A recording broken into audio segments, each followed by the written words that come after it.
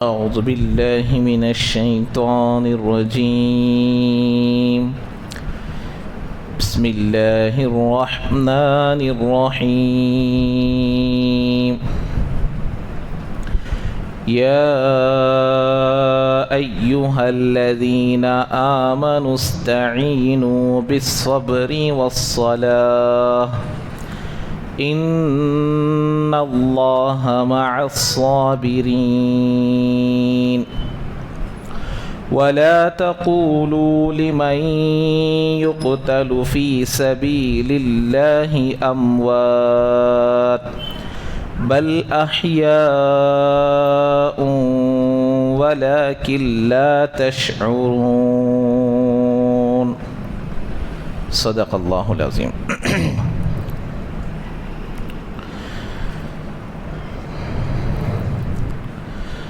تو یہود و نصارہ کا قبلے کے سلسلے میں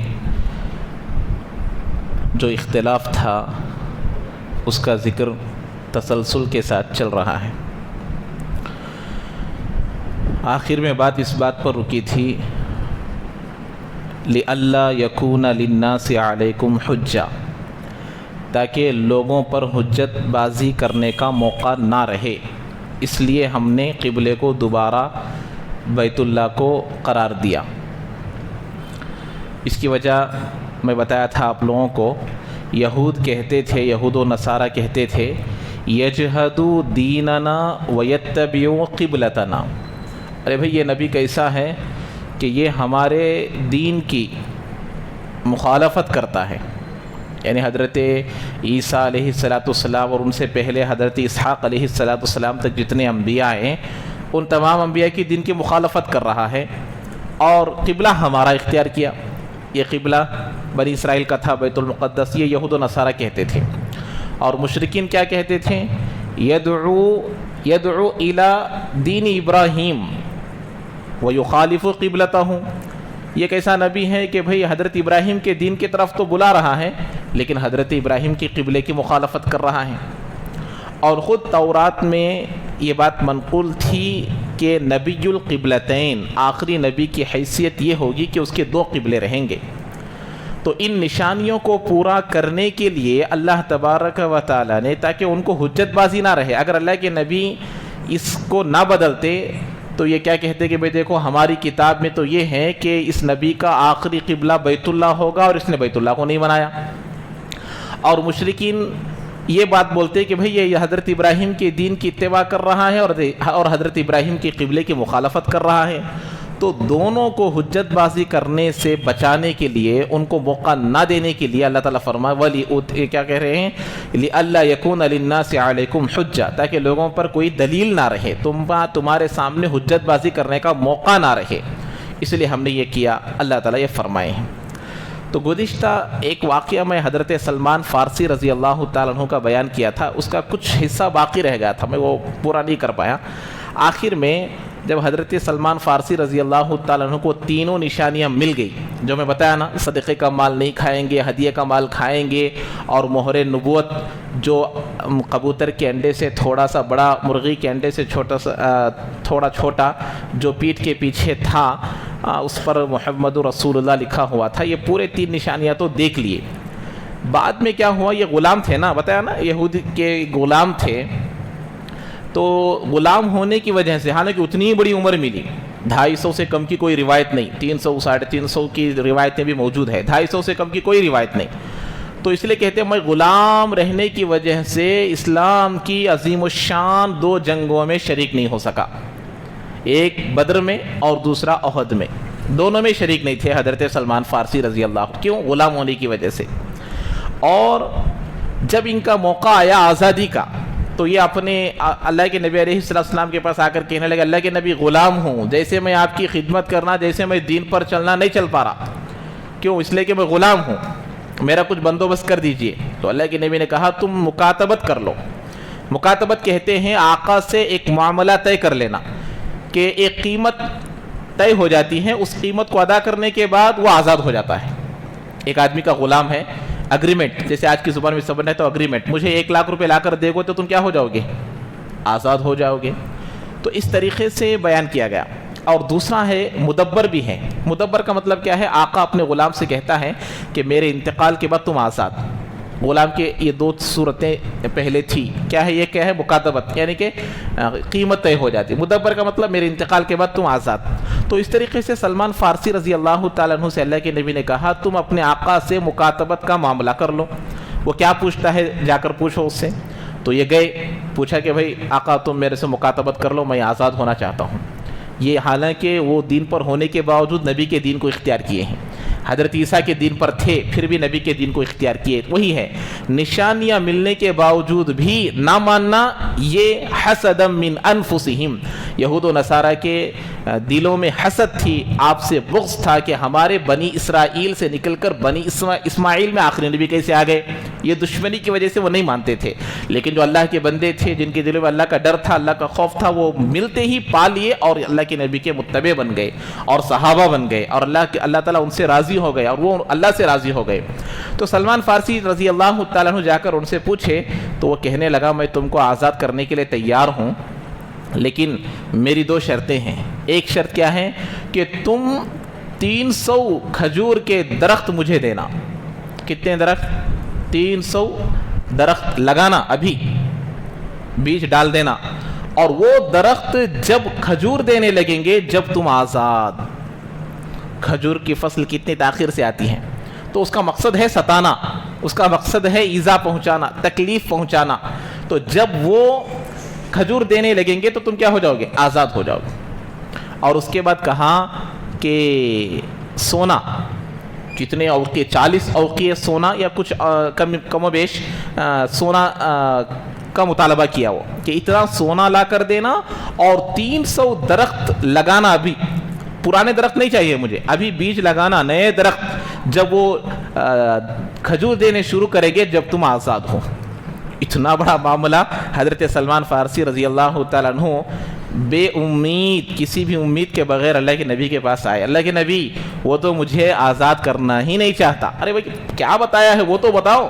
تو کیا 300 درخت چاہتا ہے، اور وہ بھی نئے، ابھی بیج ڈالنا اور پھر دینے کے وقت میں مجھے آزاد کرے گا، اور اتنا سونا مانگا ہے. تو اللہ کے نبی نے کہا جاؤ تم کہہ دو کہ معاملہ ڈن، چلو تیار ہے ہم. تو اللہ کے صحابہ بھی پریشان، حضرت سلمان فارسی رضی اللہ عنہ بھی پریشان کہ 300 درخت لگانا، اس کی پرورش کرنا، پانی سے اس کی پرورش کرنا، ہواؤں سے بچا، سب چیز کیسے ہوں گے؟ تقریباً کتنے سال نکل جائیں گے. سوچنے لگے. اللہ کے نبی نے کہا 300 کھجور کے درختوں کے بیجوں کا انتظام کرو، لگانے کے لیے انتظام کرو. تو اللہ کے نبی علیہ السلام کے حکم پر انتظام کیا گیا. اللہ کے نبی گئے، اپنے ہاتھوں سے اللہ کے نبی درختوں کو لگائے، اپنے ہاتھوں سے لگائے. اور پھر بعد میں سے اللہ کے نبی کی خدمت میں ایک چھوٹا سا ہدیے کے طور پر سونے کا ایک ڈلی آئی تھی چھوٹا سا، اس کو لے کر آ گئے.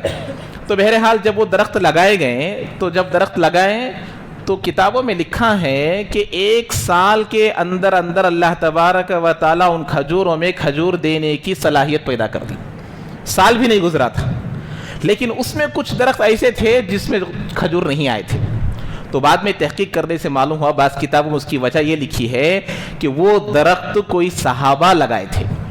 اللہ کے نبی کے ہاتھوں سے وہ درخت نہیں لگے ہوئے تھے، اس لیے اس میں کیا نہیں آئے؟ کھجور نہیں آئے. پھر اللہ کے نبی علیہ السلام دوبارہ ان کھجوروں کو رکھے تو سال پورا ہونے سے پہلے 300 درختوں میں بھی کھجور آنے شروع ہو گئے. اب سونے کا معاملہ باقی ہے. تو اللہ کے نبی علیہ السلام کے خدمت میں جو سونے کی جو ڈلی آئی ہوئی تھی اس کو دے کر بھیجے کہ بھائی جاؤ اس کو دو. اللہ کے نبی وہ اتنے بڑے وزن کا سونا 40 اوقیے تقریباً، یا اس کو کمی بیش 5 مانگا ہے، یہ اتنی سی چھوٹی سی ڈلی کیا کام کرے گی، تم جاؤ. تو وہ گئے، جا کر کہا کہ بھائی اس سے معاملہ پورا نہیں ہو گیا تو تھوڑا ہے. ارے بھائی تم تول کر تو دیکھو. اللہ کے نبی نے کہہ کر بھیجا تو اس کو تولنے کے لیے بولو. تو وہ تول کر دیکھا تو دکھنے میں چھوٹی نظر آ رہی، لیکن تولنے سے وہ جتنا مطالبہ کیا تھا اتنا سونا ہے. تو دونوں معجزات تھے اللہ کے نبی علیہ السلام کی. جب یہ دونوں چیزیں پوری ہو گئی تو حضرت سلمان فارسی رضی اللہ تعالیٰ عنہ آزاد ہو گئے. اسی وجہ سے آزاد ہونے سے پہلے جنگ بدر پیش آئی اور جنگ احد پیش آئی، اس میں وہ شریک نہیں ہو سکے. بعد میں خندق کا موقع آیا تو اس میں شریک ہوئے, مشورہ ایسا مشورہ دیے. ہمارے فارس میں جب کوئی جنگ ہوتی ہے تو ہم اپنے گاؤں کے کنارے میں, بارڈر میں ایک خندق کھودتے ہیں, ایک گڑھا کھود دیتے ہیں تاکہ دشمن پار کر نہ آئے, گھوڑا چھلانگ مار کر نہ آئے. اگر آپ بھی یہ اختیار کر لیں گے تو شاید آپ کو کیا ہوگی, کامیابی مل سکتی ہے.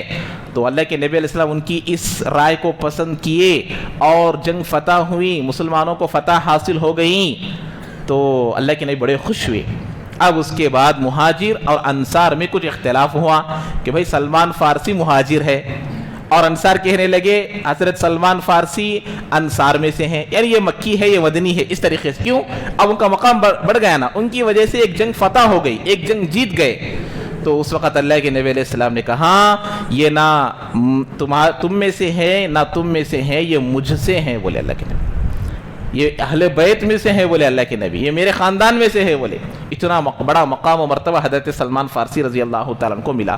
تو یہ واقعہ کچھ آدھا باقی تھا, اس کو میں نے پورا کیا ہوں. اب دیکھیے, جیسے میں بتایا کہ اللہ تعالیٰ ان یہود و نصارہ کو حجت بازی کا موقع نہ ملنے کی وجہ سے اس قبلے کو دوبارہ بدلا ہے تاکہ ان کو کوئی حجت کا موقع نہ ملے. اب آگے اللہ نے فرمایا الا الذین ظلموا منہم, لیکن ان میں سے جو ظالم ہے وہ تو آپ کی بات نہیں مانیں گے, وہ بات مانیں گے. جیسے سلمان فارسی رضی اللہ عنہ ہے, عبداللہ بن سلام رضی اللہ تعالیٰ عنہ ہے, میمون بن یامن رضی اللہ تعالیٰ عنہ ہے. یہ تمام حضرات جب ان کو دلیل ملی اختیار کر لیے, اللہ کے نبی کے متبع بن گئے, اللہ کے نبی کے چہیتے بن گئے, اللہ کے نبی کے غلام بن گئے. لیکن جو ظالم ہوں گے وہ کبھی بھی آپ کے بن نہیں سکتے. اب وہ کبھی بھی آپ کے قبلے کی اتباع نہیں کر سکتے. ان کو تو بولنا ہی ہے, بولتے رہیں گے. ان کو تو بولنا ہی ہے, بولتے رہیں گے. اب الا الذین ظلموا منہم, ان میں سے جنہوں نے ظلم کیا وہ کبھی بھی نہیں مانیں گے. اس کی مثال آپ کو آج کے زمانے میں سمجھنی ہے تو جیسے وہ گدھے کی مثال ہے نا, گدھا تھا, دونوں باپ بیٹھا ہوا تھا یا بیٹا چل رہا تھا, تو ایک گاؤں میں گئے تو بیٹے پر ظالم کہنے لگے. کیسا بیٹا ہے کہ بھئی باپ بوڑھا ہے, اس کو نہیں, مطلب باپ کیسا ظالم ہے, اپنے سے چھوٹے بیٹے کو نیچے چلا رہا ہے اور یہ اوپر بیٹھا ہے. چلو بیٹے کو بٹھائے, آگے گئے, ایک گاؤں والے کیسا بیٹا ظالم ہے, باپ کو چلا رہا ہے اور بیٹا بیٹھا, دونوں بیٹھ گئے.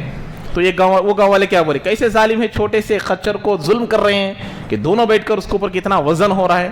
چلو دونوں اتر کر گئے تو یہ گاؤں والے کیا بولے, ارے کیسے دیوانے ہیں, سواری رکھے ہیں اور چلتے ہوئے جا رہے ہیں.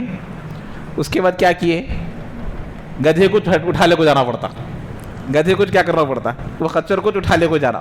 تو اب بھی کیا تو بولتے سو, چھوڑتے کیا نہیں بولتے. تو وہ مطلب ہے الا الذین ظلموا منہم, ان میں سے جو ظلم کیے ہیں وہ کبھی بھی وہ بولتے رہیں گے, وہ بولتے رہیں گے, وہ آپ کی اتباع نہیں کریں گے. اسی طرح, اسی لیے میں نے آپ کو گزشتہ پیر میں بتایا تھا, اگر ہم ان کی دل جوئی کے لیے ان کے طور و طریقوں میں جائیں گے اس نیت سے کہ وہ ہمارے ساتھ اچھائی کا معاملہ کریں گے یا وہ ہمارے طرف آئیں گے, یہ ہماری بے وقوفی ہے. ان کے دلوں میں یہ بات آئے گی کہ بھائی ان کو ان کے دین پر ڈاؤٹ ہے, ان کو ان کے قرآن میں ڈاؤٹ ہے, ان کو ان کے اللہ پر ڈاؤٹ ہے, اسی لیے ہمارے طرف آ رہے ہیں. جیسے اللہ کے نبی بیت المقدس کو قبلہ بنائے تو مشرکین کیا بولے, جب اللہ کے نے بیت المقدس سے مکہ کو قبلہ بنائے تو مشرکین کیا بولے, اب قبلہ اختیار کر لیا, تھوڑا تھوڑا کر کے ہمارے طرف آ جائیں گے. بولے بیت المقدس کو جب قبلہ بنائے تو یہودوں نے کیا کہا, بھائی ابھی قبلہ مان رہے ہیں, آتے آتے اللہ کے نبی بھی نعوذ باللہ یہودی بن جائیں گے. بولے ایسے ہی آج کے زمانے میں بھی باتیں سننے کو ملی ہیں.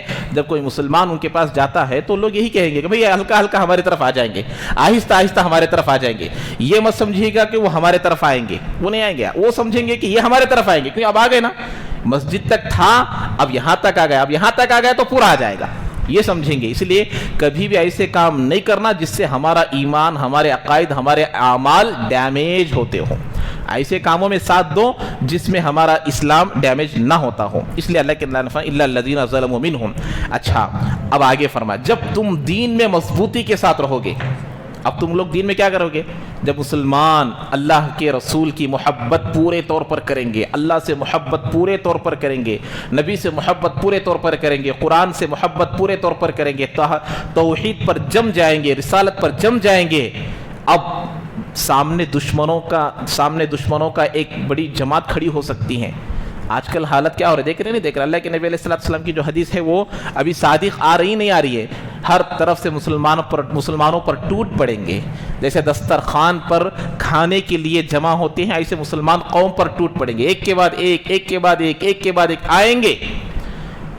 تو اللہ تعالیٰ نے اس کا حل بتا، فَلَا تَخْشَوْهُمْ، ان سے نہ ڈرو۔ کن سے؟ اللہ کے دشمنوں سے نہ ڈرو۔ جو اللہ کا دشمن وہ مسلمانوں کا بھی دشمن، جو مسلمانوں کا دشمن وہ اللہ کا بھی دشمن، جو رسول کا دشمن وہ مسلمانوں کا بھی دشمن، جو مسلمانوں کا دشمن وہ رسول کا بھی دشمن، جو قرآن کا دشمن وہ مسلمانوں کا بھی دشمن، جو مسلمانوں کا دشمن وہ قرآن کا بھی دشمن۔ تو ان دشمنوں سے نہ ڈرو، تو پھر کس سے ڈرنا؟ وَخْشَوْنِی، مجھ سے ڈرو۔ اللہ بول رہے کہ یہ حل بتا دیے، دیکھو جب تم دین میں جم جاؤ گے، جب تم دین میں بن جائیں گے، سورہ بروج میں ہے وَمَا نَقَمُوا مِنْهُمْ إِلَّا أَن يُؤْمِنُوا بِاللَّهِ، کیا ہے اس میں؟ اللہ ان کو انتقام لیا گیا، ان کو سزا دی گئی، کیوں دی گئی؟ وہ اللہ پر ایمان لانے کی وجہ سے۔ آج پورا اختلاف اسی پر ہے، پورے دنیا میں کسی جگہ پر مسلمانوں پر ظلم ہو رہا ہے، وہ اللہ کو مانتے ہیں اسی لیے ظلم ہو رہا ہے، وہ رسول کو مانتے ہیں اسی لیے ظلم ہو رہا ہے، وہ قرآن کو پکڑے ہوئے اسی لیے ظلم ہو رہا ہے۔ تو اس لیے اللہ نے فرمایا فَلَا تَخْشَوْهُمْ، آئیں گی حالتیں لیکن گھبراؤ نہیں، ڈرو نہیں، ڈرو مجھ سے۔ جب بندہ اللہ سے ڈرے گا تو مخلوق اس سے ڈرے گی، جب معاملہ الٹا ہو جائے گا، جب بندے مخلوق سے ڈریں گے، اللہ سے نہیں ڈریں گے تو مخلوق ان کو ڈرائے گی، لوگ ان کو ڈرائیں گے۔ وہی اس لیے اللہ نے فرمایا فَلَا تَخْشَوْهُمْ، ان سے مت ڈرو۔ ڈر، ہدایت کے لیے ڈر نہ ہونا ضروری ہے۔ حضرت ابو ذر رضی اللہ تعالیٰ عنہ، ابھی ہدایت نہیں ملی، آئے مکہ کو، آ گئے، آ کر تلاش کیے، بھئی کسی پوچھنا معلوم نہیں، نبی کون ہے بولے تو مارا پڑتے، مار ڈالتے، جان لے لیتے، ڈر ڈر کو نہیں پوچھے۔ پورا دن گزر گیا، حضرت علی بلا لے کو گئے، کون کے مسافر آیا ہے، کیا تو بھی کام نہیں ہوا ہوگا سمجھ کر گھر کو لے کر گئے، کھانا کھلائیے، پھر بھیج دیے۔ دوسرے دن بھی وہی گئے نہیں، ارے بھائی جس کام سے آیا تھا شاید کام نہیں ہوا، پھر دوبارہ بلا لے کر گئے، کھانا کھلائے، چھوڑ دیے۔ کسی بھی پوچھے، ڈر، خوف، ارے بھائی نبی بولے تو کیا بولتے کی۔ پہلے زمانے میں بس اوقات کسی مساجد میں جاتے تھے، بہت پرانی باتیں گزری ہے، میں بھی بچپن میں ایک جگہ دیکھا ہوں، جن مساجد میں الفاتحہ ہوتی ہے، دوسری ثانی دعا ہوتی ہے، وہ دعا کیے بغیر اگر کوئی اٹھ کر چلا گیا ہنگامہ مچ جائے گا۔ ہوتا نہیں ہوتا، پہلے ہوئے نہیں ہوئے ایسے، تو ایسا تو حضرت ابو ذر رضی اللہ کسی بھی پوچھے نہیں، ڈر، ابھی ہدایت نہیں ملی تو ڈر ہے، بھئی پوچھے تو مارتے کیا کی، جان لے لیتے کیا کی، سمجھ کر پوچھے نہیں۔ جب تیسرے دن حضرت علی رضی اللہ تعالیٰ عنہ پھر گھر کو لے کر گئے تو اب پوچھے، ارے بھئی کس کام سے آئے تھے؟ اب حضرت ابو ذر رضی اللہ تعالیٰ کو اطمینان ہو گیا کہ بھئی یہ بہت اچھا اخلاق والا معلوم ہوا، 2 دن تک کھانا کھلایا لیکن کیوں آیا نہیں پوچھا، تیسرے دن پوچھ رہا ہے، تو معلوم ہوا جب تم اپنے اخلاق کو کسی کے سامنے پیش کرو گے وہ تم کو اپنا دوست بنائے گا، وہ اپنے راز کی باتوں کو بتائے گا۔ اخلاق سے لوگوں کے دلوں پر حکومت کرو، بد اخلاقی سے لوگ دشمن بنیں گے، اخلاق سے ہم دلوں پر حکومت کر سکتے ہیں، وہ ہمارا غلام بن سکتا ہے۔ اللہ کے نبی علیہ الصلوۃ والسلام کے صحابہ اللہ کے نبی کے غلام بننے میں سب سے بڑا کردار اخلاق کا ہے۔ اللہ کے نبی، اس لیے اللہ نے خود فرمایا کہ آپ اگر سخت دل ہوتے، لنفضوا من حولک، اگر آپ سخت دل ہوتے تو یہ صحابہ کا مجمع بھی آپ سے دور ہو جاتا، لیکن اللہ نے آپ کو نرم بنایا، اللہ نے آپ کو لے کر چلنے والا بنایا، تو ہمارے اندر بھی وہ صفت آنی چاہیے۔ تو حضرت ابو ذر رضی اللہ تعالیٰ عنہ جب پوچھے تو یعنی حضرت علی پوچھے تو وہ بولے کہ دیکھو میں نبی کون ہے تم میں نبی سے ملنے آیا ہوں، کلمہ پڑھنے کے لیے آیا ہوں، اسلام قبول کرنے کے لیے آیا ہوں۔ تو اللہ کے نبی علیہ السلام کے پاس لے کر گئے، بولے دیکھو دشمنوں کا زمانہ ہے، دشمنوں کا ماحول ہے، صبح میں لے کر جاؤں گا لیکن کوئی بھی سامنے مجھے دشمن دیکھ لے گا تو میں وہاں ٹہر جاؤں گا یا بیٹھ جاؤں گا یا طہارت کرنے جاؤں گا، تم کو کیا کرنا ہے؟ آگے چلنا ہے، پلٹ کر بھی نہیں دیکھنا، مجھے بات بھی نہیں کرنا ورنہ دونوں پیٹے جائیں گے۔ ٹھیک ہے، ایسے ویسے کر کے اللہ کے نبی کے پاس گئے، کلمہ پڑھ دیے۔ اللہ کے نبی ڈرا رہے ہیں کہ بھئی ابھی اسلام ظاہر مت کرو، کلمہ زور سے مت پڑھو، کلمہ کسی کے پاس ظاہر نہ کرو۔ ایمان آ گیا، اسلام آ گیا، اللہ کی محبت آ گئی، دل میں آ گئی، زبان میں نہیں، کہاں آ گیا؟ دل میں آ گیا، جا کر زور سے پڑھ لیے اشہد ان لا الہ الا اللہ واشہد ان، وہ ہے فلا تخشوہم۔ دیکھیے یہ واقعہ ہم تو بارہا پڑھتے ہیں فضائل عمل میں یہ واقعہ، لیکن اس واقعے کو اس آیت سے جوڑیے، فلا تخشوہم، ان سے نہ ڈرو، لیکن کس سے ڈرنا ہے؟ وخشونی، ارے بھائی جب اللہ کا دین حق ہے، ایمان حق ہے، اسلام حق ہے، تو کس کے باپ کا کیا لینا؟ پڑھ لیے، جا کر زور سے پڑھے. یہ ہے اس جب آدمی کو صحیح ہدایت مل جاتی ہے تو کسی کا ڈر اس کے اندر نہیں ہوتا. اچھا، جب تمہارے دلوں میں مخلوق کا ڈر نکل کر میرا ڈر آ جائے گا تو اب کیا ہوگا؟ وَلِأُتِمَّ نِعْمَتِي، اب کیا ہوگا؟ تاکہ میں میری نعمت کو تم پر مکمل کروں، تاکہ میں میری نعمت کو تم پر مکمل کروں. اب ایک یہاں پر سمجھیے، تم یہ کام کرو گے تو میں تم کو یہ دوں گا، تم یہ کام کرو گے تو میں تم کو یہ دوں گا. بیٹے کو بولتے ہیں بیٹے تو یہ کام کر لے، میں تجھ کو یہ دوں گا. تو 80 مارک سے مرتبہ لے کر آئے گا، میں تجھے سائیکل دلاؤں گا. اللہ نے کہا جب تمہارے اندر میرا خوف آ جائے گا، میری نعمت کو میں مکمل کروں گا. وَلِأُتِمَّ نِعْمَتِي، میری نعمت کو مکمل کروں گا. میری نعمت کیا ہے؟ نعمت کس کو بولتے ہیں؟ اس میں بہت کشادگی ہے، راحت ہے، چین ہے، سکون ہے، عزت ہے، آخرت کی کامیابی، سب چیزیں اللہ فراہم کریں گے اگر اللہ کا ڈر، اللہ کا خوف آدمی کے اندر آ جائے گا. یہ نعمت ہے. آپس میں پیار محبت. وَاذْكُرْ اِذْ كُنْتُمْ أَعْدَاءً، یاد کرو اس وقت کو جب تم لوگ آپس میں دشمن تھے. تو اللہ تعالیٰ اس آیت کو بیان کیے ہیں. وَاذْكُرْ نِعْمَةَ اللَّهِ عَلَيْكُمْ اِذْ كُنْتُمْ أَعْدَاءً فَأَلَّفَ بَيْنَ قُلُوبِكُمْ، اللہ نے تمہارے دلوں کو جوڑ دیا. بِنِعْمَتِهِ فَأَصْبَحْتُمْ بِنِعْمَتِهِ إِخْوَانًا، اللہ کی نعمت سے تم بھائی بھائی بن گئے. نعمت کیا ہے؟ دین ہے. ایک جگہ اللہ نے فرمایا اليوم اکملت لکم دینکم واتممت علیکم نعمتی، میرا دین نعمت ہے. تو یہ نعمت ہے دین. تو دینداری مل جانا اللہ کی سب سے بڑی نعمت کا ملنا ہے. دینداری، دین نہیں ہے تو اللہ کی ابھی نعمت نہیں ملی سمجھنا. جس کے اندر دینداری آ گئی، جس کے اندر اللہ کا ڈر آ گیا، اللہ کا خوف آ گیا، اللہ کے حکام آ گئے، سمجھو کہ بھائی اسے اللہ کی بڑی نعمت ملی ہے. ہم کیا سمجھتے ہیں کہ بھئی ہم کو اچھا گھر مل گیا، اچھی پراپرٹی مل گئی، اچھی گاڑی مل گئی، اچھی کار مل گئی تو ہمیں اللہ کی نعمت ہی مل گئی. ھذا من فضل ربی لکھ لیتے ہیں.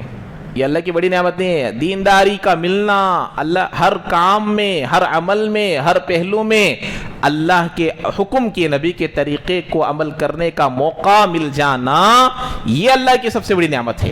اس نعمت پر بول سکتے ہیں ھذا من فضل ربی. یہ آیت جو قرآن میں ہے ھذا من فضل ربی، اس کے بعد کیا ہے کہ اللہ ہم کو آزمانے کے لیے نعمتیں دیتا ہے. دنیا کی ہو آخر کوئی بھی نعمت ہو، اللہ آزمانے کے لیے دیتا ہے. بہرحال نعمتی علیکم ولعلکم تہتدون، تاکہ تم ہدایت پا سکو. اللہ نعمت کو کیوں دیتے ہیں؟ ہدایت پانے کے لیے، ہدایت پانے کے لیے. تو وہ فرماتے ہیں دیکھیے کسی آدمی کو فراوانی مل جانا، مالداری مل جانا، سہولتیں مل جانا، یہ اللہ کی خوش ہونے کی دلیل نہیں ہے. یہ خوش ہونے کی دلیل ہے؟ ورنہ اگر یہ خوشی کی دلیل ہوتی تو اللہ تعالی ہمارے نبی کو سب سے بڑا مالدار بنا دیتا. یہ کامیابی کی دلیل نہیں ہے، بلکہ اللہ تعالیٰ کے پاس کامیابی کا معیار اعمال پر ہے، تقوی پر ہے، پرہیزگاری پر ہے. اب اس کے بعد دیکھیے وہ نعمت کو اللہ نے کیسے مکمل کیا، مسلمانوں پر نعمت کو کیسے مکمل کیا. کما ارسلنا فیکم رسولا منکم، جیسے اللہ نے بھیجا تم میں کا ایک رسول، تم ہی میں سے ہے. وہ ہمارے جو نبی ہے پورے نبیوں کے سردار ہے، اللہ کے نبی کے حبیب ہے اور تمام انبیاء سے افضل ہیں. وہ کیسے آئے؟ وہ فطری طور پر جیسے دنیا میں آنے کا طریقہ ہے ویسے ہی آئے. ان کے بھی ابا ہیں، ان کے بھی امی ہیں، ان کے بھی چچا ہے، ان کے بھی دادا ہے، ان کا بھی خاندان ہے. وہ ہاشمی خاندان کے ہیں، وہ مکے میں پیدا ہوئے ہیں، ان کے دادا ہے، ان کے چاچا، تم ہی میں سے آئے ہیں. یہ تمہارے رسول ہیں. یہ رسول کو میں نے تم میں بھیج کر میں نے کیا کیا؟ میری نعمت کو پورا کیا. تو سب سے بڑی نعمت دین کا ملنا، اور وہ دین ملنے کے بعد دین سکھانے والے کو بھی بھیجنا، یہ بھی ایک نعمت ہے. اور وہ نعمت میرے اور آپ کے آقا جناب محمد رسول اللہ صلی اللہ علیہ وسلم ہے. تاج محل دیکھنے کے لیے گئے، وہاں کوئی گائیڈ کو نہیں لیے، تاج محل کی پوری ہسٹری سمجھ سکتے ہیں. تاج محل کو جیسے سمجھنا ہے سمجھ سکتے ہیں. جن کو پڑھنا وغیرہ آتا ہے وہ کتابیں وغیرہ نیٹ وغیرہ دیکھ کر پڑھ لیتے، لیکن جو ان پڑھ لوگ ہیں آج کل کا زمانہ، تو یہ حساب سے بتاؤ کوئی ایک ایسی چیز ہے جس کے بارے میں کسی کو نہیں معلوم. اب معلوم جس کو معلوم ہے اس سے ہی معلوم کر سکتے نا، معلوم ہوئی اب اگر معلوم کر سکتے ہیں نہیں. تو اللہ نے کما ارسلنا فیکم رسولا منکم، ہم نے بھیجا جیسے کہ ہم نے بھیجا تم میں ایک رسول تم ہی میں سے. وہ تمہارے میں آئے ہیں اور تم میں سب سے افضل ہیں. یتلو، اچھا اب یہ نبی کیا کرتے ہیں تم میں آ کر؟ یہ نعمت کو پورا کرنا. خالی گیڑ آ گیا، کیا ابھی بولتا نہیں ہے؟ ایک گیڑ کو 5,000 روپے دے کو لے لیے، پورا دلی پھرانا ہے، کیا بھی ٹرانسلیشن کرتا نہیں ہے، کیا بھی ہسٹری بولتا نہیں ہے، اس سے کچھ فائدہ ہوگا کیا؟ لیکن اللہ نے ہم کو ایسا نبی بھیجا. اب اللہ ان کے کام کو بتا رہا ہے. کیا ہے؟ یتلو علیکم آیاتنا، وہ نبی ایسے ہیں جو تم پر ہماری آیتوں کو پڑھ پڑھ کر سناتے ہیں. وہ کیا کرتے ہیں؟ پڑھ پڑھ کر سناتے. یتلو، تلاوت کہتے ہیں ایسے کام کو جس کے بعد عمل ہو. تلاوت کا معنی صرف پڑھنا نہیں ہے. پڑھنا قرأ سے آتا ہے. پڑھنا کس سے آتا ہے؟ قرأ. وَإِذَا قُرِئَ الْقُرْآنُ، جب قرآن پڑھا جائے، فَاسْتَمِعُوا لَهُ، اس کو غور سے سنو. جب قرآن پڑھا جائے تو غور سے سنو. اب یہاں عمل کا کوئی دخل نہیں، لیکن قرآن کو کہیں پر بھی دیکھیے پڑھو بول کے نہیں آتا. اللہ کے نبی پر سب سے پہلی جو آیت نازل اقرا کہا گیا، پڑھو، وہاں عمل کا کوئی دخل نہیں تھا، پڑھو بولے. لیکن قرآن کی تلاوت بولتے ہیں، پڑھو بولتے ہیں. تلاوت کرو، قرآن کی تلاوت کرو، تلاوت کرو. کیوں؟ تلاوت ایسی چیز کو کہتے ہیں جس کے بعد کیا ہو؟ عمل ہو. پریکٹیکلی اس کو اپنانے کا نام تلاوت ہے، صرف پڑھنے کا نام تلاوت نہیں ہے. تلا یتلو کے معنی جس کے پیچھے عمل بھی ہو. اسی لیے اللہ کے نبی علیہ السلام کے بارے میں حضرت عائشہ صدیقہ رضی اللہ عنہا کے پاس صحابہ آ کر پوچھے اللہ کے نبی کی زندگی کیسے ہیں، ان کے اخلاق کیسے ہیں. سوال کیا گیا تو حضرت عائشہ نے کیا جواب دیا؟ خلقہ القرآن. کیا تم قرآن نہیں پڑھتے؟ اللہ کے نبی کی زندگی قرآن ہے. قرآن کا سب سے بڑا آئینہ اللہ کے نبی علیہ السلام سے بغیر کوئی اور نہیں بن سکتا. پورے چیزوں کو عملی طور پر ثابت کر کر بتا کر چلے گئے. اس لیے تلاوت کہا. یتلو علیکم آیاتنا، ایک تو پڑھتے بھی ہیں اور عمل کر کر بھی دکھلاتے ہیں. اقیم الصلاۃ کہا، نماز قائم کر کر دکھا دیے. روزہ رکھو کہیں تو روزہ رکھ کر دکھا دیے. اور یا ایھا الذین آمنوا اتقوا اللہ، اے ایمان والو اللہ سے ڈرو. اللہ نے حکم دیا، اللہ کے نبی نے ڈرنا کیسا ہے دکھا دیے. ایک گناہ بھی نہیں، آگے پیچھے سب گناہ معاف، لیکن پھر بھی استغفار کر رہے ہیں، راتوں رات جاگ رہے ہیں، نمازوں میں تلاوت کر رہے ہیں، پیروں میں ورم آ جا رہا ہے. دکھائے دیکھو اللہ سے ڈرنا ہو تو ایسے ڈرنا ہے، روزہ رکھنا ہو تو ایسے رکھنا ہے، حقوق ادا کرنا ہو تو ایسے حقوق ادا کرنا ہے. سب چیزوں کو دکھا کر چلے گئے. اس لیے یتلو علیکم آیاتنا، وہ ہماری آیتوں کو تم پر پڑھ پڑھ کر سناتا ہے، سنا کر عمل کر کر بھی دکھلاتا ہے. یہ ہے یتلو علیکم آیاتنا. اس کے بعد وَيُزَكِّيكُمْ، اور وہ تم کو پاک کرتا ہے. پاک کا کیا مطلب؟ تزکیہ. تزکیہ کس کو بولتے ہیں؟ ظاہری نظافت کو نہیں، باطنی نظافت کو بولتے ہیں. یعنی باطنی پاکی، دل کی پاکی کو تزکیہ. کیا چیز ہے؟ تزکیہ. یہی ہے خانخواہوں میں وغیرہ میں کسی بزرگ سے تعلق رکھ لینا، یہ تمام چیزیں تزکیہ کہلاتی ہیں. اس کا مقصد ہے باطنی پاکی آنا. اور باطنی پاکی کرنے میں سب سے بڑے معلم میرے آقا ہیں. سیکنڈوں میں باطن کو صاف کر دیتے تھے. آج سال گزر رہے لیکن ہمارا باطن صاف نہیں ہو رہا. حضرت عمر رضی اللہ تعالیٰ عنہ اللہ کے نبی کے پاس آئے. اللہ کے نبی، میرے بیوی سے، میرے بچوں سے، میرے مال سے، میری جائیداد سے، ہر چیز سے زیادہ مجھے آپ سے محبت ہے. اللہ کے نبی نے کہا تمہاری جان سے؟ کہا نہیں. اللہ کے نبی نے کہا لا یا عمر لا، تمہارا ایمان مکمل نہیں ہوا. لا کہ ہے اللہ کے نبی. اس کے بعد حضرت عمر نے کہا یا رسول اللہ الآن. اللہ کے نبی اب؟ تو اللہ کے نبی نے کہا یا عمر الآن، اے عمر اب تمہارا ایمان مکمل ہوا. بولے سیکنڈوں میں. کتنا وقت لگا؟ گھنٹے لگے. یہ ہے حقیقی بات. اللہ کے دیکھیے صحابہ ہوتے ہیں، دل میں جو ہوتا تھا وہ زبان میں ہوتا تھا. حضرت عمر اللہ کے نبی پوچھتے ہی بول سکتے تھے نا ایسے. اب ہمیں ہوتے تو ضرور بولتے تھے ارے ہماری جان سے بھی زیادہ پیارے، تمہیں ہمارے سر آنکھوں پر ہے، تمہیں کیا بولتے، تمہارا جان دینے بھی تیار ہے. ایسے ہم لوگ جھوٹے ہیں، جو دل میں ہے وہ زبان پر نہیں. صحابہ حق بولتے تھے، ایک دم بول دیا اللہ کے نبی میری جان سے زیادہ نہیں، میری جان مجھے پیاری ہے. اللہ کے نے کہا ایمان مکمل نہیں ہوا. اب بولے نہیں اللہ کے نبی میری جان سے تیرا ایمان مکمل ہوا. تو اسی لیے صحابہ کے بارے میں اللہ کے نبی نے کہا صحابہ کے بارے میں ڈرو، ان کے بارے میں برا بھلا کبھی بھی مت کہو، ان کے بارے میں برا مت سوچو. اللہ نے ان کے پاکی کا اعلان کیا، ان کے معافی کا اعلان کیا کہ بھئی اللہ نے ان کو معاف کر دیا ہے۔ اسی لیے صحابہ کے جو خطائیں ہوئی ہے، ان خطاؤں کے بعد ان کو جو احساس ہوا ہے، خطا کے بعد احساس، غلطی کا احساس جو صحابہ کو ہوا ہے، وہ اس پر ان کو جو ثواب ملے گا۔ بات کو غور سے سنیے، صحابہ سے خطائیں ہوئی ہے، اس خطا کے بعد جو معافی انہوں نے کی ہے، اس خطا کے بعد جو احساس ان کو ہوا ہے، اس احساس کے بدلے میں ان کو جو نیکیاں ملی ہے نا، ہماری پوری زندگی کی نیکیاں بھی اس کے برابر نہیں ہو سکتی۔ جیسے حضرت معاذ اسلمی رضی اللہ تعالیٰ عنہ زنا کے گناہ کر آ گئے، بڑا واقعہ ہے، مختصر بتا رہا ہوں۔ زنا کا گناہ کیا، اللہ کے نبی کے پاس آئے اور آ کر اللہ کے نبی میرے اوپر حد جاری کیجئے، میں نے گناہ کیا۔ اللہ کے نبی دے دیے، سزا دے دیے۔ اس کے بعد چرچا چل رہا تھا، بھئی کیسی موت آئی بھئی آدمی کی، چرچا کرتے نا لوگ، ایسے ہی جو چرچا کیے کیسی موت کی۔ اللہ کے نبی علیہ السلام نے کہا، ارے تم سنتے ہو معاذ اسلمی ایسی توبہ کر دنیا سے گیا ہے، اگر اس کی توبہ کو پورے مدینے پر تقسیم کر دیا جائے تو پورے مدینہ والوں کی مغفرت ہو جائے گی۔ ایسی توبہ کر گیا ہے۔ تو اللہ کے نبی علیہ السلام کی صحبت میں رہ کر ایسا پاک ہوتے تھے، اپنے دلوں کو صاف کر لیتے تھے۔ وہ صاف کرنے والے کون تھے؟ وہ اللہ کے نبی تھے۔ وہی سلسلہ ابھی چل رہا ہے۔ تو ہماری جو زندگی ہے وہ دل کو بنانے کی ہے، اس لیے اللہ کے نبی نے کہا، اذا صلحت صلح الجسد كله واذا فسدت فسد الجسد كله۔ جب وہ ایک چھوٹا سا گوشت کا ٹکڑا ہے، اس میں ہڈی ہے کیا؟ دل میں ہڈی ہے؟ نہیں ہے، گوشت کا لوتھڑا جب وہ بن جاتا ہے تو پورا جسم بن جاتا ہے، جب وہ بگڑ جاتا ہے پورا جسم بگڑ جاتا ہے۔ اللہ کے نبی نے کہا، الا، غور سے سنو، وہی القلب، وہ کیا ہے؟ دل ہے، چھوٹا سا ٹکڑا ہے، اسی پر پورے جسم کا ہے۔ آدمی جھوٹ بول رہا ہے، دل بیمار ہے۔ آدمی بدنگاہی کر رہا ہے، دل بیمار ہے۔ آدمی برے چیزوں کو دیکھ رہا ہے، دل پاک نہیں ہوا ہے۔ کچھ بھی گناہ لے لیجئے، دل سے تعلق ہے، دل پاک ہو گیا، دل میں اللہ کی محبت آ گئی، چھوٹے چھوٹے گناہوں سے بھی بچے گا۔ آپ لوگ دودھ والے کو دیکھے ہوں گے، اگر جو صاف نہیں ہے، پاک نہیں ہے، ایسے برتن کو لے جا کر دیں گے جس میں دال وغیرہ ہے، وہ اس کو ایسے ہی ڈال کر دھوئے بغیر لے جا کر دیے، دودھ والا دودھ ڈالے گا؟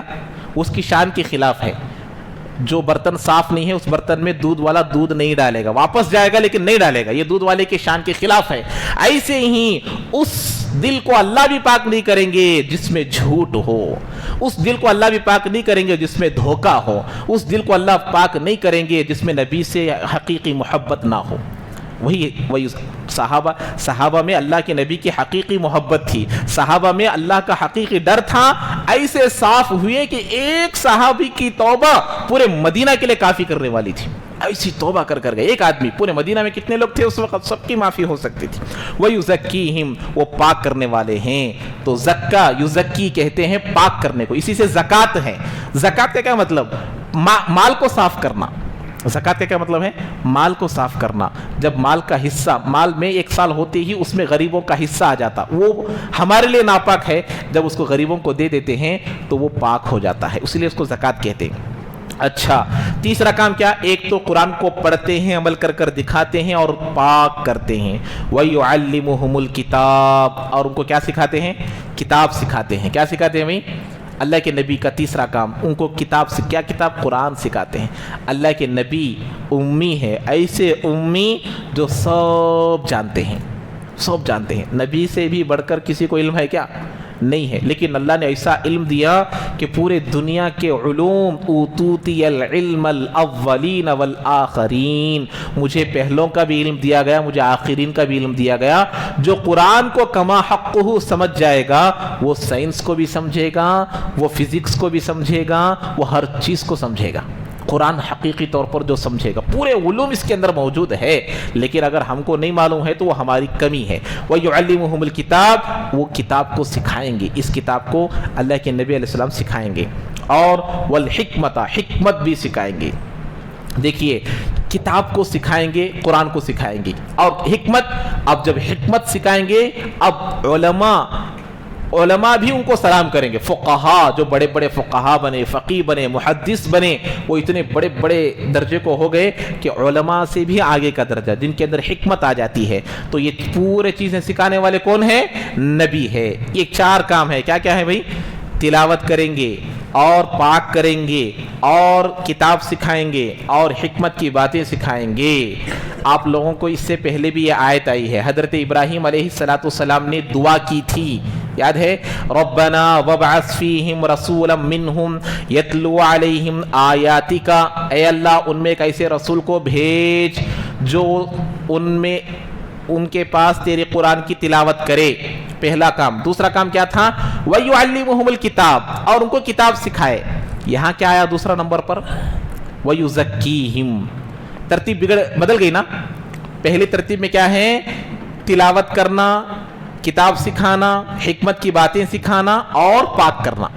ارے بات سمجھ رہے ہیں کیا بھائی؟ 4 باتیں. ترتیب کیسی ہیں؟ پہلے تلاوت, بعد میں کتاب کو سکھانا, بعد میں حکمت, اور بعد میں چوتھے نمبر پر تزکیہ آیا تھا. یہاں پر اللہ کا حکم, اللہ یہاں ترتیب میں تھوڑا آگے پیچھے کیے ہیں. کیا کیے ہیں؟ وَيُزَكِّيهِمْ دوسرے نمبر پر آ گیا. تلاوت کے بعد تزکیہ آ گیا. اس کے بعد پھر وہی ترتیب, کتاب کو سکھائیں گے, حکمت کو سکھائیں گے. تو اس میں مفسرین حضرات اس کی وجہ یہ لکھے ہیں. اب ہمارے ابراہیم علیہ السلام ہمارے کیا ہے؟ وہ ہمارے ابا ہے نا, ہے کہ نہیں ہے؟ ابو الانبیاء ہیں, اور ہمارے اعتبار سے وہ ہمارے خاندان کے اعتبار سے بھی دیکھا جائے تو انہی کے نسلوں سے ہم لوگ بھی آئے ہیں. تو اس اعتبار سے وہ ہمارے مشفق ہے. تو باپ جو ہوتا ہے, مشفق جو ہوتا ہے, وہ اپنے آنے والے نسل کی خیر خواہی کو چاہتا ہے, آسانی کو چاہتا ہے. تو حضرت ابراہیم علیہ السلام آسانی کو بتائے کہ اے اللہ ان کو پہلے کتاب, پہلے تلاوت, اور اس کے بعد علم, اور اس کے بعد حکمت, یہ 3 چیزیں آ جائے گی تو آٹومیٹک اس کے اندر تزکیہ آ جائے گا. بتایا تھا نا میں, یہ 3 چیزیں جب آدمی کے اندر آ جاتی ہے تو وہ خود بخود کیا ہو جائے گا؟ پاک ہو جائے گا. تو ان 3 چیزوں کا مقصد ہے پاک ہونا. تو اللہ تعالیٰ کہہ رہے ہیں جو چیز مقدم ہے اس کو پہلے لے کر آ گئے. اللہ ہے آرڈر دینے والا اللہ. تو اللہ تعالیٰ پہلے ہی بتا دیے کہ دیکھو یہ کتاب کا, قرآن کا, تلاوت کا, ان تمام کا مقصد کیا ہے؟ تمہارے اندر پاکی آنا ہے. حضرت ابراہیم علیہ السلام تو اس کو آخر میں بیان کیا, لیکن میں تم کو پہلے بتاتا ہوں کہ اس کو پہلے حاصل کرنا, دل کی پاکی, دل کی صفائی کو پہلے کرنا. اس لیے ترتیب تھوڑا بدل گئی. وَيُعَلِّمُكُم مَّا لَمْ تَكُونُوا تَعْلَمُونَ, اور وہ نبی تم کو ایسی باتیں سکھلائے گا جو تم اب تک نہیں جانتے تھے. ایسی باتیں ہے نہیں ہیں قرآن میں, حدیث میں, علم نے, کتابوں میں. اللہ کے نبی کے ذریعے سے کہاں سے آئی بھائی؟ اب تک کسی کتاب میں نہیں, اب تک کسی جگہ منقول نہیں, اللہ سے لے کر اللہ کے نبی امت کو دیے ہیں. وَيُعَلِّمُكُم مَّا لَمْ تَكُونُوا تَعْلَمُونَ, اب تک جو تم جانے ہی نہیں ایسی باتوں کا علم بھی وہ دیں گے. اب اللہ نے کہا فَاذْكُرُونِي أَذْكُرْكُمْ وَاشْكُرُوا لِي وَلَا تَكْفُرُونَ. یہاں تک اب وہ قبلے کا جو مسئلہ تھا وہ ختم ہوا. کہاں سے چل رہا ہے یاد ہے نا آپ لوگوں کو, کب سے چل رہا ہے قبلے کا مسئلہ, قبلے کا مسئلہ, قبلے کا. اب یہاں تک ایک ٹاپک ختم ہو گئی. تو اللہ نے کہا اب میں تمہارے اوپر دین دیا, تمہارے پاس رسول کو بھیجا, ایسا رسول جو ان 4 کاموں کو مکمل طور پر کر رہا ہے. تو اب تمہارے لیے ضروری ہے کہ تم مجھے کیا کرنا؟ یاد کرنا. فَاذْكُرُونِي, مجھے یاد کرو. ذکر کہتے ہیں, ذکر کا تعلق دل سے ہے. کس سے ہے بھائی؟ ذکر کا تعلق دل سے ہے. لیکن زبان سے کیے جانے والے ذکر کو بھی ذکر اس لیے کہتے ہیں کیونکہ جب آدمی زبان سے کر رہا ہے تو دل سے کر رہا ہے. جب زبان سے کر رہا ہے تو دل چاہنے کی وجہ سے کر رہا ہے, لیکن ابھی دل اس کا حاضر نہیں ہوا ہے, دل ابھی اللہ کی طرف متوجہ نہیں ہوا ہے, لیکن پھر بھی اس کے زبان میں آ رہا ہے تو دل بھی چاہ کر آ رہا ہے, اس لیے اس کو ذکر بولتے ہیں. اب دیکھیے ذکر کا مطلب کیا ہے؟ سبحان اللہ, الحمدللہ, اللہ اکبر, یہی ذکر ہے کیا؟ اس کے علاوہ کوئی اور ذکر نہیں ہے کیا؟ تو یہ تو ذکر ہے ہی. ہر وہ کام جو اللہ کے حکم کے موافق ہو وہ ذکر ہے, کرنے والا ذاکر ہے. حلال کمانے کے لیے جا رہا ہے تو وہ ذاکر ہے, حرام سے بچ رہا ہے تو وہ ذاکر ہے, وہ ذکر کرنے والا ہے, وہ زندہ ہے. اب اس کے اندر احساس ہے, اسی لیے اس کو کیا بولتے ہیں؟ ذاکر. اللہ کے نبی نے کہا نا کہ بھائی ذکر کرنے والے زندوں کی مثال ہے, جو ذکر نہیں کرتا وہ مردوں کی مثال. جو زندہ ہوتا ہے وہی اچھا برا سمجھ سکتا ہے. آگ سے بچ رہا ہے آدمی, کیوں؟ اس کے اندر کیا ہے؟ احساس ہے کہ بھئی آگ میں جانے سے کیا ہوگا، جل جائیں گے، تیرنا نہیں آتا، پانی سے بچے گا، کیوں؟ اس کے اندر احساس ہے۔ تو اب ذاکر کا مطلب یاد کرنا، ابھی یاد کر رہا، بھئی آگ میں جانے سے جل جاتا ہے، کیا کر رہا؟ یاد کر رہا، پانی میں گر جانے سے مر جائیں گے، یاد کر رہا۔ ایسے ہی سامنے گناہ کا موقع آ گیا، یاد آ جا رہا کہ بھئی میرا اللہ مجھے دیکھ رہا ہے، تو یہ ذاکر ہے۔ گناہ کرنے سے پہلے اللہ کی یاد آ جانا، نافرمانی کرنے سے پہلے اللہ کی یاد آ جانا، یہ ذاکر ہے اور ذکر کرنے والا۔ فَاذْكُرُونِی، تو یہ ذکر ہے۔ ابو عثمان رحمت اللہ علیہ کے پاس ایک آدمی آیا، آ کر کہنے لگا میں صرف زبان سے ذکر کرتا ہوں لیکن میرا دل حاضر نہیں ہوتا، کیا کرنا سمجھ میں نہیں آ رہا۔ تو بولے اس پر بھی اللہ کا شکر ادا کرو۔ زبان ایک اعضاء ہے، تمام اعضاء میں سے ایک عضو ہے جو اللہ کے ذکر میں مشغول ہو رہی ہیں، یہ تو شکر ادا کرو، بعد میں دل بھی اس کے تابع ہو جائے گا۔ اور ابو عثمان رحمت اللہ علیہ کا ہی ایک قول ہے کہ میرا اللہ مجھے کب یاد کرتا ہے میں اچھی طریقے سے پہچان لیتا ہوں، میرا اللہ مجھے کب یاد کرتا ہے میں اچھے طریقے سے پہچان لیتا ہوں۔ تو انہوں نے کہا کب پہچانتے ہیں؟ لوگوں نے پوچھا کیسے پہچان لیتے ہیں بتائیے؟ تو فرمائے میرا اللہ مجھے اس وقت یاد کرتا ہے جب میں اللہ کو یاد کرتا ہوں۔ تو سمجھو مجھے ذکر میں دل لگ رہا ہے، میں ذکر کرنے کے لیے وقت نکال رہا ہوں، تو سمجھو کہ میرا اللہ مجھے یاد کر رہا ہے۔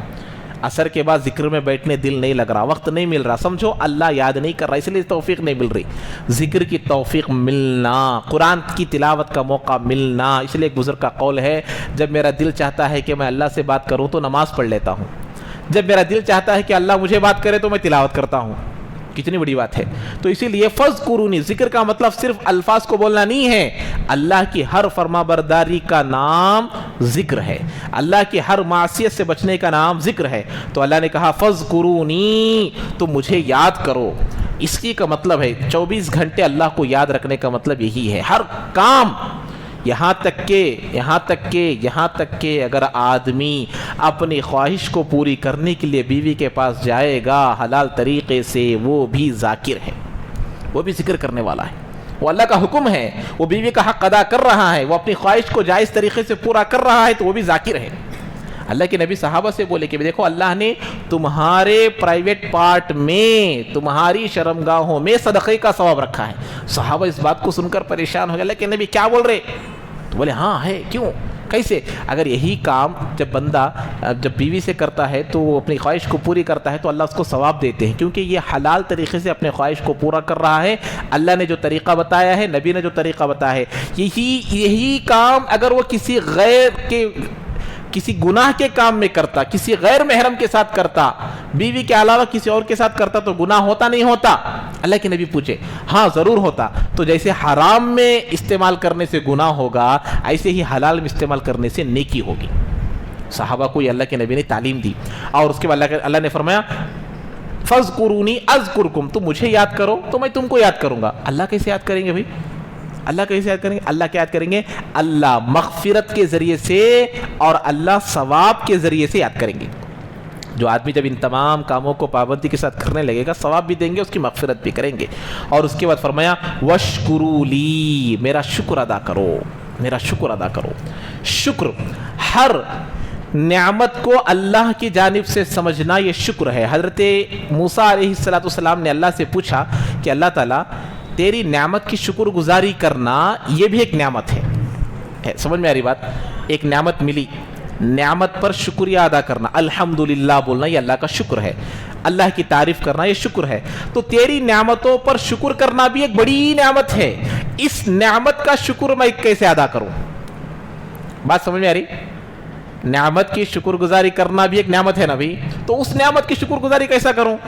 یہ کون پوچھے سوال؟ حضرت موسیٰ پوچھے۔ تو اللہ تعالیٰ جواب دیے، کلیم اللہ تھے وہ حضرت موسیٰ علیہ السلام نے کہا جب بندہ کسی چیز کو پا لیتا ہے، چاہے وہ دنیاوی چیز ہو آخرت کی چیز ہو، اللہ ہی کے جانب سے مجھے ملی ہے، میرا اس میں کوئی دخل نہیں ہے، سمجھتا ہے تو یہ نعمت کا حق ہے۔ نماز پڑھے ہیں اللہ کی توفیق سمجھنا، روزہ رکھے ہیں اللہ کی توفیق سمجھنا، کسی بھی کام کو کر لیجیے اچھے کام کو اللہ کی توفیق سمجھنا، یہ شکر ہے۔ وَاشْكُرُوا لِی وَلَا تَكْفُرُونَ۔ اور اس کے بعد دیکھیے ہر نعمت پر کیا جانے والا شکر یہ ہر نعمت پر کیا جانے والا شکر اللہ کو بہت پسند ہے۔ اس کے بعد اللہ نے فرمایا وَلَا تَكْفُرُونَ، میری نافرمانی نہ کرنا۔ تو معلوم ہوا شکر نہ کرنے والے اللہ کی نافرمانی کرنے والے ہیں، کفر کرنے والے ہیں، تو اسی لیے ہمیشہ اس سے بچنا چاہیے۔ تو اب یہاں تک انبیاء، یہاں تک جو ہے قبلے کا جو مسئلہ تھا، اس مسئلے کو اللہ نے اپنے ذکر اور اپنے شکر اور اپنی نافرمانی نہ کرنے پر ختم کر دیا کہ دیکھو اللہ نے تم کو حقیقی دین دیا، اللہ نے تم کو افضل نبی دیا، اللہ نے تم کو افضل کتاب دیا، اللہ نے تم کو افضل قبلہ دیا، یہ تمام چیزیں دیا تو اللہ کا شکر ادا کرو۔ اللہ نے سب چیزوں میں تمہیں کوالٹی والی چیز دیا ہے، بہت اچھی چیز دیا ہے، اب شکر ادا کرو۔ یہاں تک بات ختم ہوئی۔ اب بنی اسماعیل کے کچھ احکامات کا ذکر آئے گا، یہاں سے ہمارے لیے کچھ احکامات کا ذکر اللہ تعالیٰ بیان کریں گے۔ یہاں سب سے پہلے اللہ تعالیٰ صبر کے بارے میں، نماز کے بارے میں اور شہداء کے بارے میں ذکر کر رہے ہیں۔ شہید سب سے پہلے تو عنوان ہے صبر کے بارے میں۔ صبر کس کو کہتے ہیں، صبر کے کتنے اقسام ہیں، صبر پر اللہ کیا انعامت دیں گے۔ شہداء کو مردہ مت کہو بولے ہیں اللہ تعالیٰ، وہ زندہ ہے بولتے ہیں، وہ زندہ ہے بولتے ہیں۔ تو اب اس کا کیا مطلب، وہ کیسے زندہ ہے قبر میں، زندہ ہونے کا کیا مطلب ہے؟ حالانکہ جب بندہ مر جاتا ہے، چاہے وہ کافر ہو، مسلمان ہو، غیر ہو، کوئی بھی ہو، جسم سے روح جدا ہوتی ہے، روح منتقل ہوتی ہے، ایک جگہ سے دوسری جگہ جاتی ہے، وہ بھی نہیں مرا، وہ بھی قبر میں زندہ ہے، گنہگار بھی زندہ ہے، مسلمان بھی زندہ ہے۔ شہداء کو ہی اللہ کیوں بول رہے ہیں کہ وہ زندہ ہے؟ ارے بھئی مرنے کے بعد اس کا حساب کتاب شروع ہو جاتا نا۔ حدیث میں جب لوگ اسے دفن کر کر چلے جاتے ہیں تو فرشتے آ جاتے ہیں، سوال کرتے ہیں، اب اس کی زندگی آ گئی، عالم برزخ ہے، وہ سب زندہ ہے قبر میں، لیکن خالی شہداء کو ہی کیوں بیان کر رہے اللہ؟ اس کی کیا وجہ ہے؟ اس کی پوری تفصیل انشاءاللہ اگلے پیر کو بیان کی جائے گی۔ اللہ تعالی ہم تمام کو اللہ کا ذکر کرنے کی اور اللہ کا شکر ادا کرنے کی توفیق نصیب فرمائے۔ سبحان اللہ وبحمدہ، سبحانک اللہم وبحمدک، ونشہد ان لا الہ الا انت، نستغفرک ونتوب الیک۔